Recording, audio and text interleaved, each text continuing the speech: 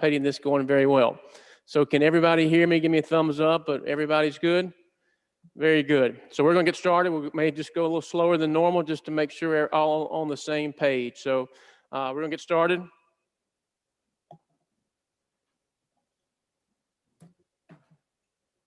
And the first bill, we're going to follow the agenda.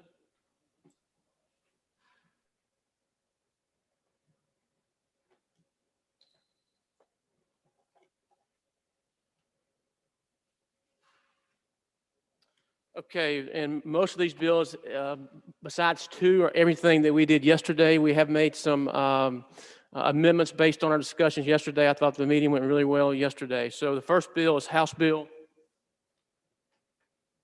72. Call that up, House Bill 72. And if you remember, this is the bill that will just add the word physician in line 10, House Bill 72, which will now read any licensed physician or dentist, physician assistant, or certified nurse practitioner, and this will give them the immunity like the other ones if they're doing voluntary work, medical care work. And so we passed this last session, and just with all the issues last year, did not get brought up. So this is the same bill we took up last year and again yesterday. So any questions on House Bill 72? That is the explanation of the bill. So without any questions, the motion is title sufficient, do pass. All in favor say aye. All opposed, and the motion carries. Remember, just to help me out, if y'all want to speak, raise your hand or do something, or make sure you unmute yourself as well. All right. Next bill is House Bill 73, and I'd like to recognize the lady from Forest to handle this bill.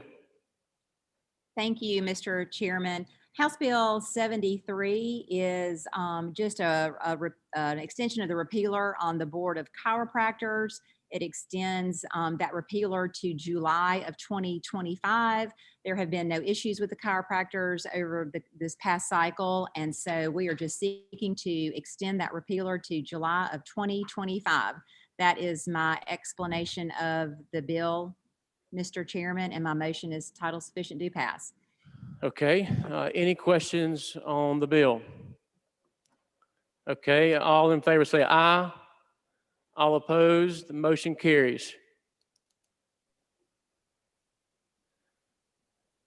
Next bill is House Bill 95. I'd like to recognize the gentleman from Jones. He has a proposed committee sub based on our discussions yesterday. Gentlemen, you're recognized. Thank you very much, Mr. Chairman. This is the bill that is for the State Board of Nursing Home Administrators. And basically what we're doing is two things. Number one, we're removing the repealer. It's come around several different times, and we want to remove the repealer on that. Second thing is, if you look over on line 59 through 70, the amendment was yesterday to add the fingerprints, but make that as no charge for the applicant. So what they're doing is the applicant that's trying to get licensed will have a fingerprint. It will go to the Department of Public Safety, and this cost will be absorbed in the applicant's fee. Other than that, there are no other changes to the bill. And if there's any questions, I'll be glad to answer them. If not, title sufficient, do pass. Any questions? I do appreciate the lady from Lincoln and the lady from Jones and the gentleman from Washington having a good discussion and made a good amendment. So any questions on the gentleman's bill? Okay, his motion is title sufficient, committee sub. All in favor say aye. All opposed, motion carries.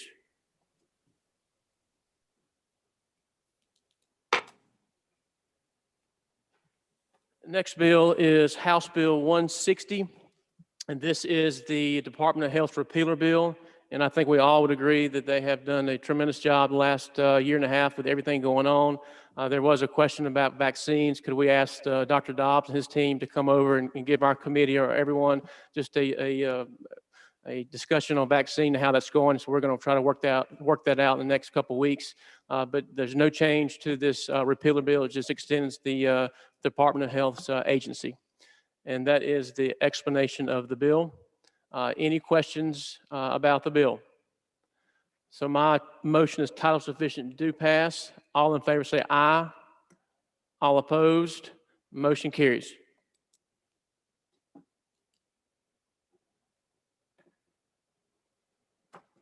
Next bill is House Bill 200.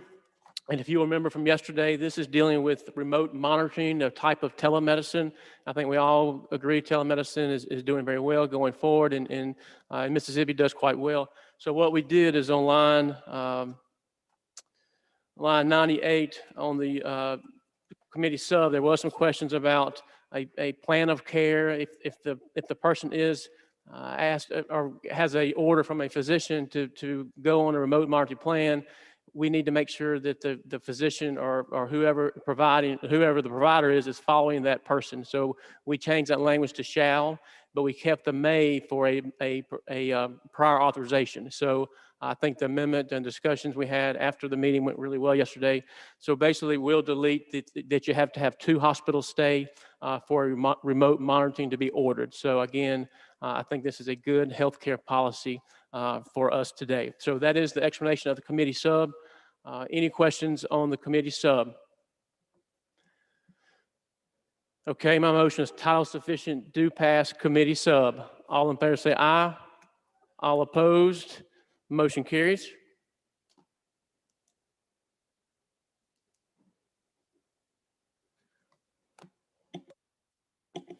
Next bill is 208. I'd like to recognize the lady from Forest to handle this bill. Thank you, Mr. Chairman. This bill is the act that provides licensure for the psychologists in Mississippi. The bill does 2 things. One, it extends the repealer for the psychologist to July of 2025. And it also removes one requirement for licensure, and it comes to us at their request. One of the requirements currently is that psychologists have to have a 1-year postdoctoral fellowship. So once they receive their PhD, they still have to have a 1-year fellowship to receive their license in the state of Mississippi. Other states do not require this additional requirement. Some of our neighboring states don't, such as Alabama. And at a time when psychologists are in short supply and in great demand in Mississippi, and in consideration of the mental health challenges that we know we face in Mississippi, we're having a difficult time recruiting psychologists to Mississippi with this one additional requirement to licensure. So they have required that we remove the requirement for the 1-year postdoctoral fellowship. The rest of the act stays just the same. And so that is my explanation of the bill, Mr. Chairman. Thank you. Any questions? What is your motion, lady? Title sufficient, do pass. All in favor say aye. All opposed, motion carries.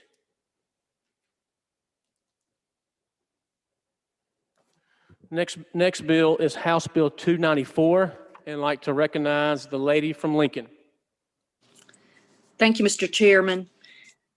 This is a simple repealer bill. If you remember last year, we had the bill where the medical director for hospice could prescribe narcotics for hospice patients who have 6 months or less to live.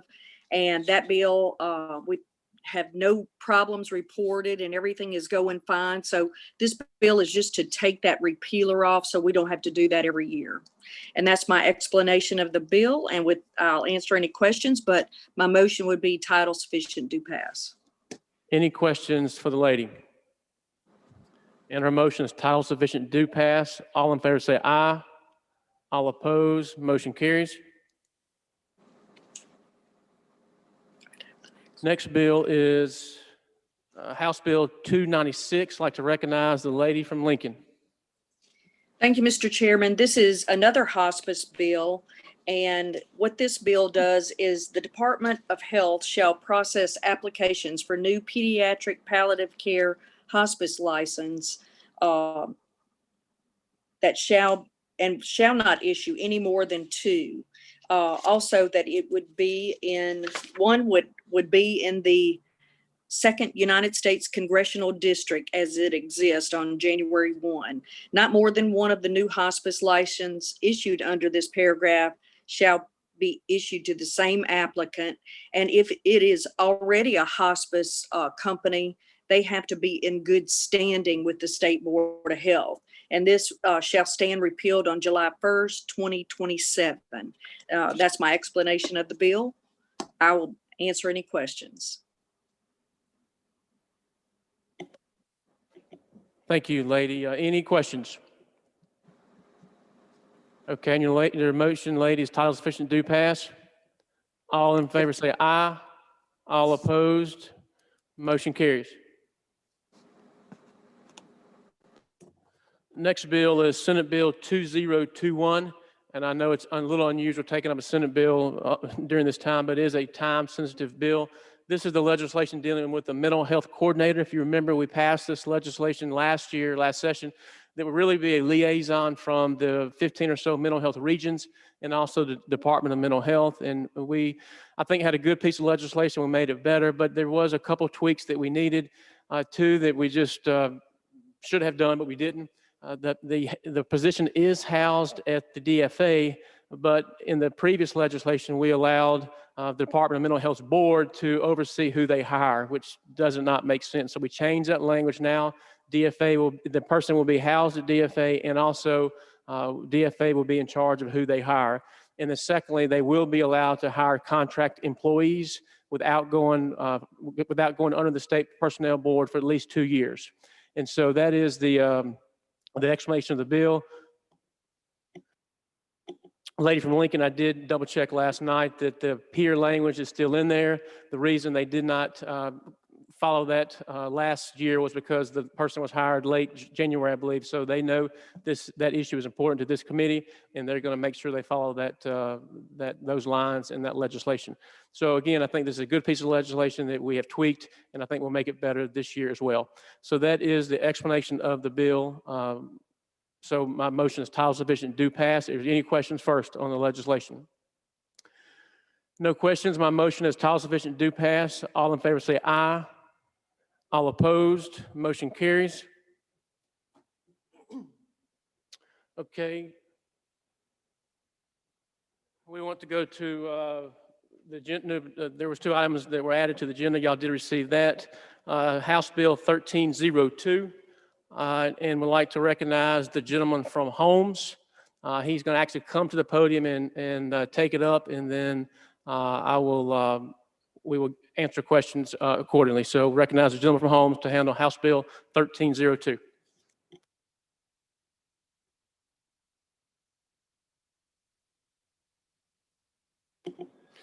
Thank you, Mr. Chairman, and thank you for excusing my lack of technological expertise. My computer won't agree with me back there in the chamber. So, and Becky, just so you know, you're smiling at everybody on the screen. It's a great picture. And when I look up, I see you happy. So I'm going to pretend everybody's happy, even though they may not be, because it's a good picture.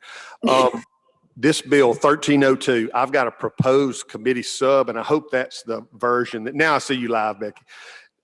You've got the proposed committee sub for House Bill 1302, and I do have one slight conforming change on line 95 when I get there, when I explain the bill, and I'll tell you about that when I get there with regards to the pilot program. Our Optometric Practice Act has not been updated since 2005. I would contend to you that it has not kept up with changes in technology and in training. In 2020, last year, you remember, because all of you on this Public Health Committee were inundated with requests and meetings and that sort of thing from optometrists and ophthalmologists about the different sides of the issue. And what the optometrists asked us to do in 2020 was to treat them much like dentists, in that let their board determine their scope. This bill does not go that far, but I think the membership of the legislature can live with this modest change in their scope. I think it is a common sense, smart solution that moves us along a little bit, gets us in line with some of our sister states and southern states when it comes to the practice of optometry. The Senate is considering almost verbatim this bill this afternoon in their Public Health Committee as well. I think it's a cautious, common sense approach, and I am asking you to go along with me on it. In a nutshell, here is what I'm calling this a compromise bill, and here's what this bill does in a nutshell. The meat of the bill expands the scope of practice for optometrists to what our neighbors in Tennessee allow. In other words, we would be going, our Mississippi practice model would basically be going and mirroring Tennessee, where most of our optometrists are trained there in Memphis. That's the removal of lumps and bumps, expanded prescribing authority, oral immunosuppressives, and injectables. It does not allow all of the procedures that are allowed in Louisiana or even in Arkansas. Now, in addition to the Tennessee model, what this bill that I've got before you today in the committee sub, it will allow for a time-limited 3-year pilot program for one single laser procedure that clears up foggy vision months or years after cataract surgery. The procedure is called a laser capsulotomy, if I'm saying that right. It allows that one procedure, and I'll go into the specifics of the pilot in a minute, but it's very limited. They have to keep up with every procedure that's done. Only 20 optometrists can apply for the program and be included over these 3 years. They have to report every surgery to peer for purposes of peer compiling a list for us annually and at the end of 3 years. And then peer will report their findings back to our chairman in both the House and the Senate. That pilot program authorized, and the reason I'm spending so much time on the pilot program is I think most people are in agreement with regards to the Tennessee model and the Tennessee scope of practice. Many of you have come to me and said, Jason, I want Tennessee and nothing else. Or many of you want even more than that, but I'm saying I'm calling the starting point us moving to the Tennessee model where our people are trained and where we are even losing some optometrists too. I want to spend a little more amount of time on the pilot so that you understand where we're going with that. It would authorize the State Board of Optometry to select up to 20 optometrists to participate. That's less than 10% of the 300 plus optometrists we have practicing in the state. If a person is selected, if they have graduated within the last 5 years, unless they've graduated within the last 5 years from school, there's a requirement for an additional semester's worth of training from an accredited institution or program. And for all, there's a requirement, an 8-hour preceptorship. If it's taught in Mississippi, it would have to be taught, your preceptorship would have to be under the tutelage of an ophthalmologist. If it's taught in another state, it would be taught by someone already authorized and certified to perform that procedure, whether it be an optometrist or an ophthalmologist, because some other states allow, obviously, optometrists to do this. The Board of Optometry will collect the data on every single one of these procedures done by an optometrist in the pilot and will report all of every surgery, not just selected ones, but every one of them to peer to study success, if there are problems, if this is good, bad, where it is. As a reminder, legislatures in our neighboring states of Louisiana, Arkansas, nearby Kentucky, and Oklahoma have all expanded their practices to allow optometrists to practice to the extent of their training. I'm asking you to move us at least a little further along in that process. The bill doesn't ask for invasive surgeries or injections actually into the eye or surgeries that require general anesthesia. Everything in this bill can be done in an optometrist office. We have optometrists in 72 counties. And in 36 of those 72, they're the only eye care doctors that are available, like in my district. Many procedures that optometrists are trained to do in school could be done when that patient first comes into the office, but because our Practice Act is so outdated, they have to send them away and hope for an appointment somewhere down the road with an ophthalmologist. And I'm not here to beat up on ophthalmologists. I personally see an ophthalmologist. This is about expanding our practice to allow access and allow our optometrists to do what they've been trained to do and what my constituents are asking for, and that's access to their care. Lastly, there's no denying that we have lost several young doctors, 27 between 2015 and 2020 that are from Mississippi, trained in Memphis, went to practice in a neighboring state because they're allowed to do these things. And when they're starting out in their practice, they're looking at that. Where can they make money? Where can they practice to the full extent of what they've been trained to do?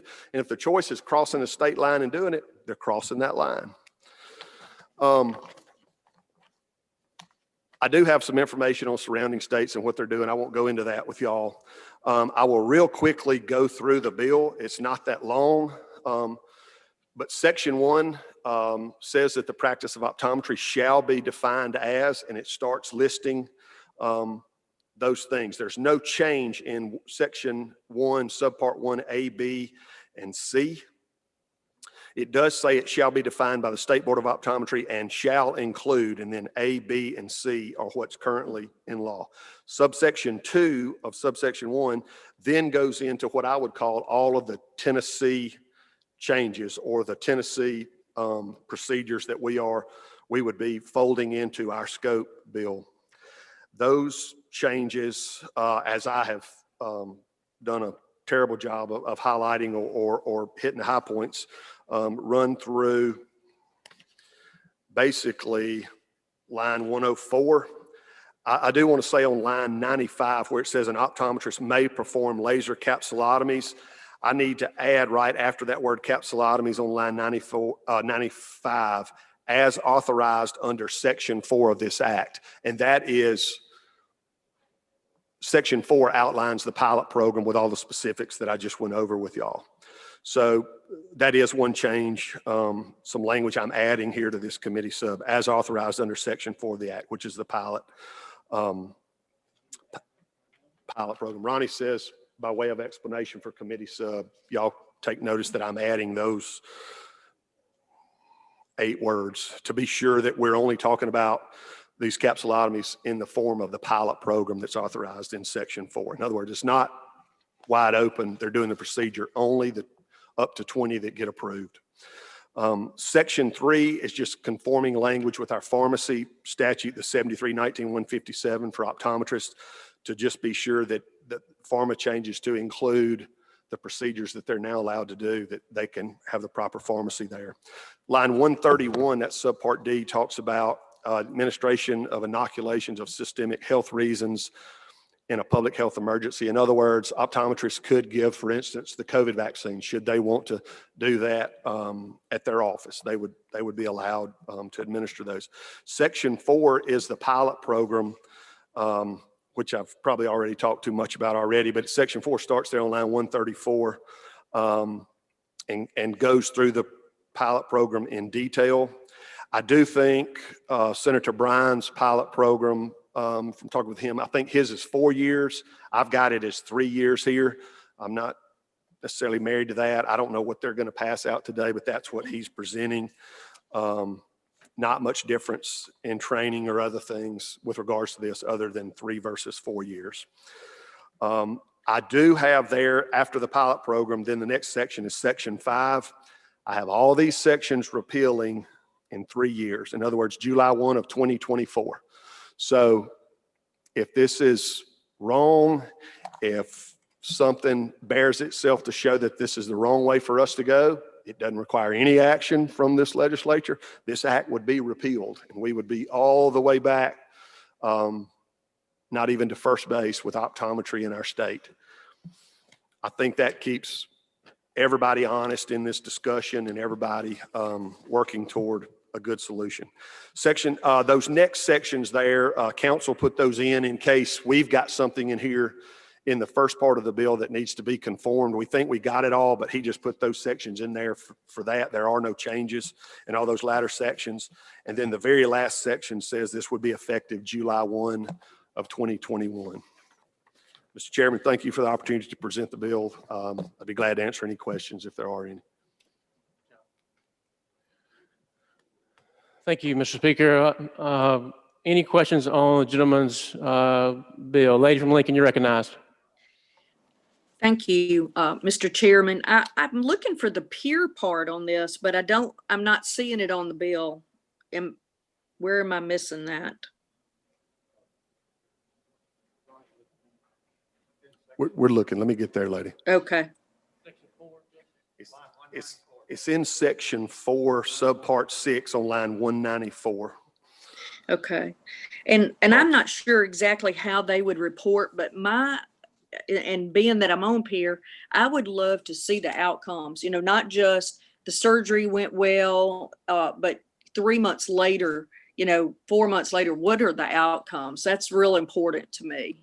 So I just They're thought online. I'd go. They're on, and I'm willing to change this language if this won't work. Look at line 191. It says the board shall develop a method for recording outcomes of ophthalmic laser capsulotomy procedures performed during the pilot program and shall periodically share such information with Joint Legislative Committee on Peer. The peer committee shall report outcomes to the legislature at least annually. We can tighten that No, up. I think that'll do it. Okay. I think that'll Thank do you. it. Thank you. Thank you, gentlemen. Thank you. Any other questions? Gentlemen, your motion is title sufficient, do pass. Committee sub. All in favor say aye. All opposed? Motion carries. All right, next item is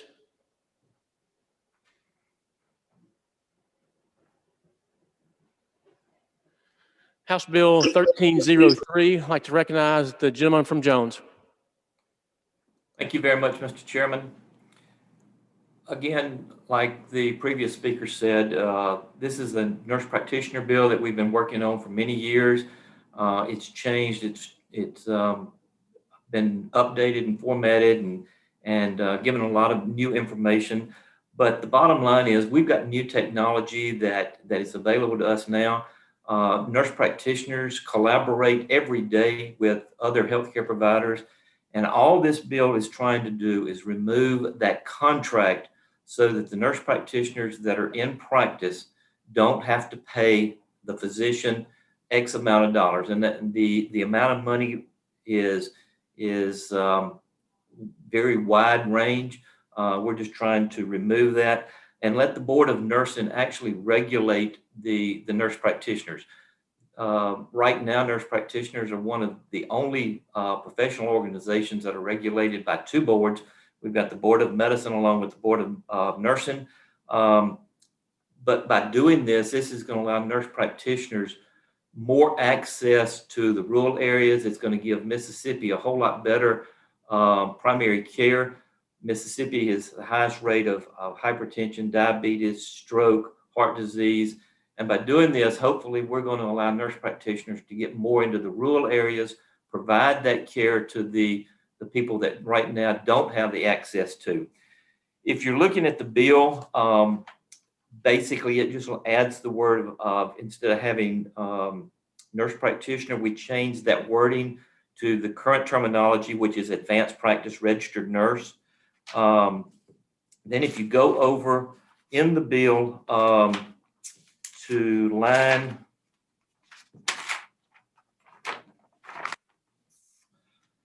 187, it talks about that the nurse practitioners will be required to have the working directly with either a physician or a nurse practitioner for the first 3,600 hours.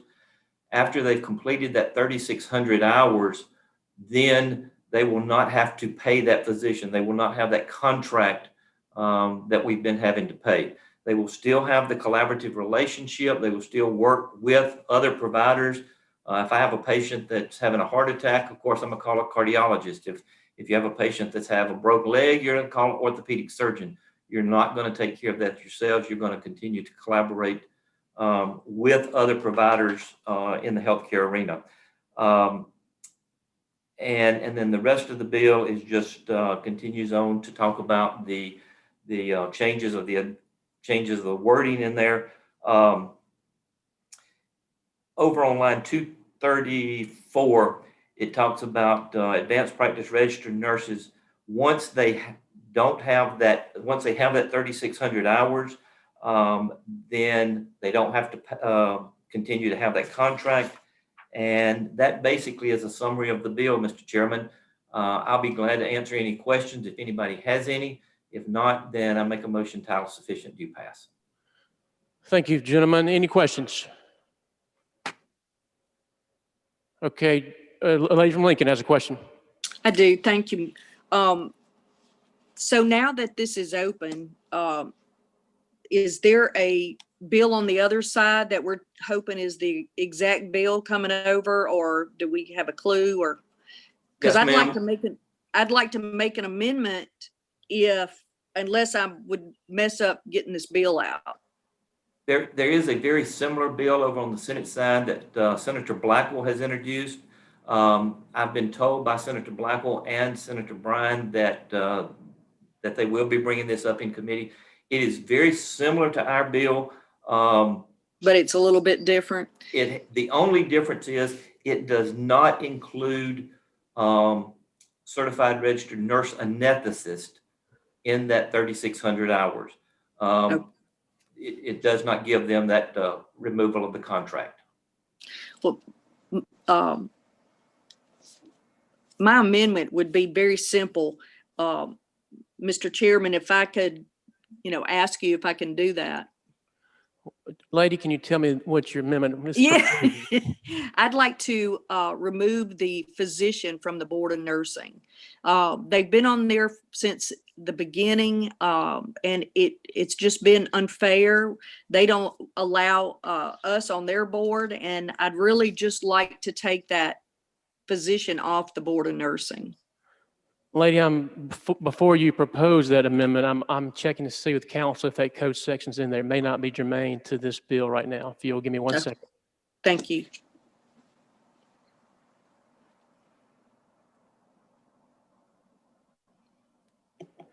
Lady, I'm told by council that the code section that you would add or delete that position is not in the code section. If you offer the amendment and it was passed, it could be a point of order down the road. And I don't want to do that. So thank you so much. Yes, ma'am. Thank you. Any other questions? Okay, gentlemen, what is your motion? Title sufficient, do pass. All in favor say aye. All opposed? No. Motion carries.